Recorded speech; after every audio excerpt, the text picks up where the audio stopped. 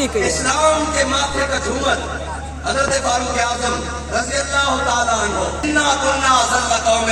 اعزنا اللہ بالاسلام فرمایا ساری رشتہ امام الانبیاء کے دامن رحمت نہ وابستہ ہونے کی وجہ اور شاید کہتا میرے ہاتھ میں تھا جب تک میرے مصطفیٰ کا دامن میرے پاؤں چومتی تھی یہی گردش ہے زمانہ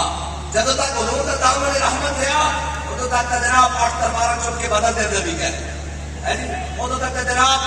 313 ہو کے جناب لمحہ پا کے رکھ دیتا 1000 روپی اور جناب کھجورا کھا کے ٹاؤن کے لباس پا کے جناب کیسر و کسرت کی سلطنت ادھیڑ کے رکھ دیتی لیکن آج دنیا میں جناب ساریاں پاور ہو گیا جناب انہوں نے گھر بھی سونے دے تعمیر ہو گئے مسلمان حکمرانوں دے لیکن فلسطین کے بچے بلٹتے رہ گئے اور وہ کسی فاروق اعظم کے غلام کی رات تکتے رہ گئے کسی خالد بن ولید کے جناب جانشین کی رات تکتے رہ گئے کسی صلاح الدین ایوبی کے منن والے کی رات تکتے رہ گئے لیکن انہوں نے جا کے دس دیو کہ اے امت اور صلاح الدین ایوبی نہیں رکھتی اے نچن ٹپڑ دے جناب طریقے رکھتی کہا ایک روڈ فرنگی نے اپنے بسر سے منظر وہ طلب کر کے آنکھ نہ ہو کبھی تیری سیر سینے میں رہے راز ملوکانہ تو بہتر کرتے نہیں کبھی محکوم کو تیغوں سے زیر اور جناب وہ کہنا انہیں کہا اسے مسلمانوں نہ لڑنا نہیں ہے انہوں نے جتنا مرضی مارو گے ایک اس دن نہیں ہوں گے اور انہیں پھر کریے کی انہوں نے کہا تعلیم کے تیزاب پہ ڈال کر اس کی خودی کو ہو جائے ملائم تو جدھر چاہے اسے پھیر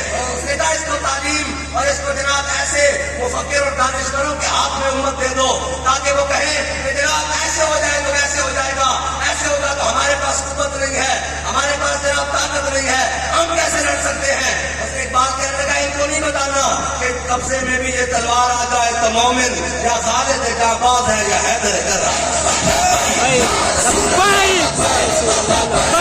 لبیک یا رسول اللہ لبیک لبیک لبیک